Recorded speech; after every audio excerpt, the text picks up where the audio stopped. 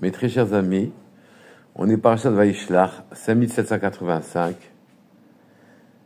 et le monde avance en spiritualité. Devant les dangers et les péripéties de ce monde-ci, ces dérèglements, la spiritualité prend une très grande importance. Mais cette spiritualité ne peut être envisagée comme séparée du monde matériel. Et justement, c'est le rôle du peuple d'Israël de se préoccuper de retrouver dans la matérialité ce qu'elle a de spirituel qui lui a donné droit à l'existence. Et ce travail a été fait par notre père Avraham Avinu, Yaakov Avinu, dans son combat avec l'ange tutélaire de son frère Esav. Cette paracha relate en vérité un épilogue, celui de la vie de Yaakov avec Lavan. Il a quitté Lavan, chez qui il a passé 20 ans. Il a eu 11 enfants. Il s'est marié avec 2 des filles de Lavan et les 2 servantes. Et finalement, il revient de chez Lavan, très riche, et il revient avec toute son intégrité en quelque sorte. Mais voilà que son frère Esav, qui s'est souvenu que Yaakov lui avait dérobé la Bechora et les Brachot, vient vers lui avec 400 hommes pour l'attaquer. Yaakov, donc, avant de rencontrer son frère Esav, fait la traversée d'un petit gué qui s'appelle le Yavok. On peut se poser la question pour quelle raison la Torah nous parle d'un gué comme celui-là, au point que lui pouvait faire passer ses affaires d'un côté de l'autre du gué, comme il était lui-même le pont. Donc c'était un petit endroit, et que la Torah mentionne quand même. Et il a fait traverser ces 2 femmes, les 2 servantes, et les 11 enfants. Et là se trouve le fameux pasuk, Vaïvater Yaakov levado, vaïe avec ish imo, adalot hashachar. Yaakov resta seul, et un homme lui était avec lui jusqu'au lever du jour. Rashi nous explique, en citant la Gemara Chulim, d'Av Tzadik Aleph, Amoud Aleph, Shachar Pachim Ketanim. Il avait oublié là-bas des petites fioles d'huile. Vechazar Alehem, il était revenu sur ses pas pour aller les rechercher. De là, on peut apprendre que pour les tzadikim, leur argent leur est cher, car ils ont fait très attention de ne pas prendre quoi que ce soit de gazelle en vol. Ils n'auraient volé l'argent, ils sont parfaitement honnêtes dans l'argent, et donc cet argent est cher aux tzadikim. Vaïvater Ishimo, et là il a rencontré l'ange de Esav, et va avec Avak. Ils vont remuer la poussière, c'est-à-dire qu'il va se battre avec un ange qui est l'ange de Esav. L'ange qui représente la vitalité et la force de Esav. On ne comprend pas plusieurs choses. D'abord, pourquoi est-il retourné chercher des petites fioles en pleine nuit? Était-ce nécessaire? Et on nous dit qu'en vérité, la raison que donne Rashi, c'est qu'il est retourné rechercher des petites fioles, car l'argent, pour les tzadikim, est cher, puisqu'ils ont fait attention de ne pas lui mêler le moindre vol.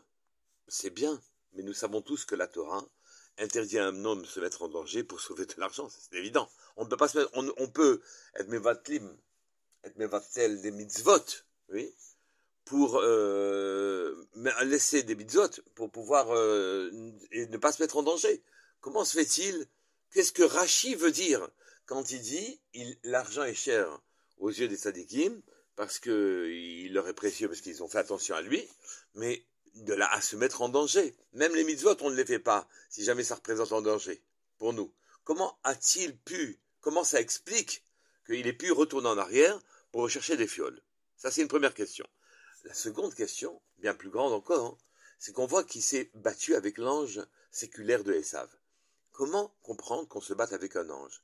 Est-ce que nous pouvons nous battre avec le soleil ou la lune, qui sont vraiment loin de nous, et pourtant qui sont dans notre monde?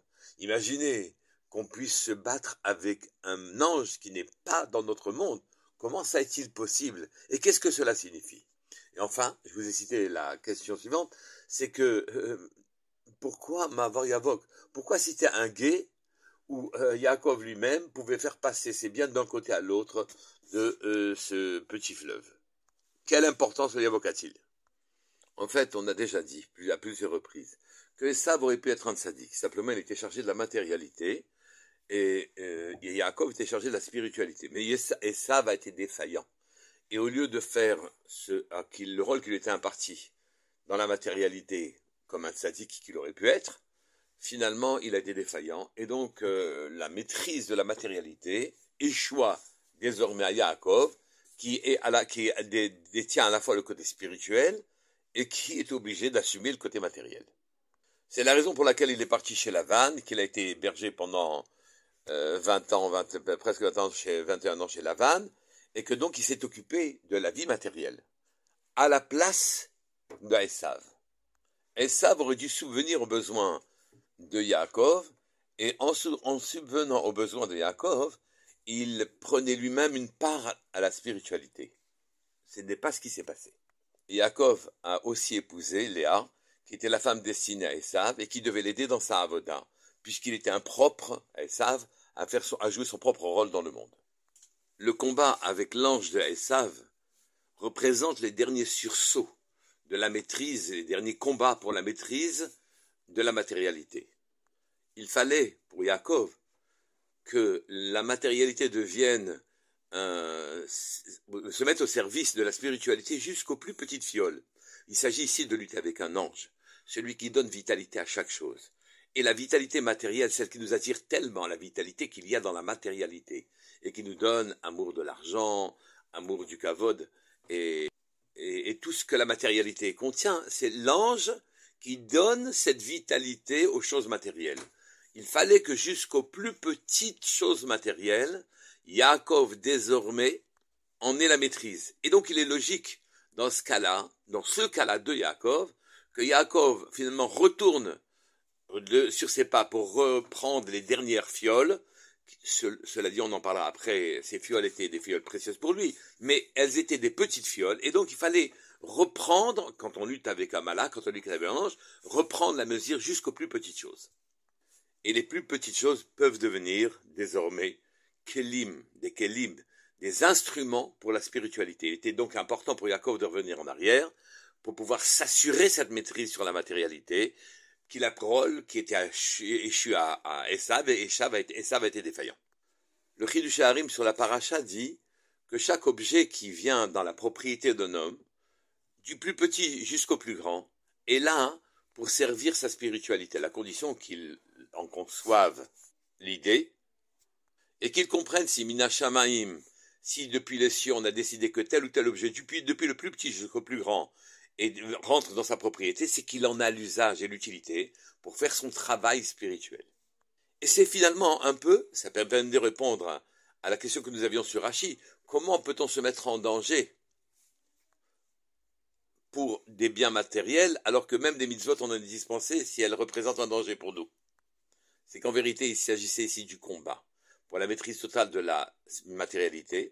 Et même quand Rashi explique que les biens matériels sont chers aux tzadikim, car ils ne les ont pas volés, il n'y a pas de vol dedans, il veut dire qu'en vérité, il n'y a pas de vol, en ce sens que les biens matériels sont tous, sans exception, utilisés pour leur spiritualité, pour leur rouchaniout, et puisque tous leurs biens sont utilisés pour la rouchaniout, ils ne sont pas volés. Pas qu'il y avait ici une cupidité de la part des tzadikim, mais simplement un accomplissement total de la vie spirituelle en soumettant sa vie matérielle.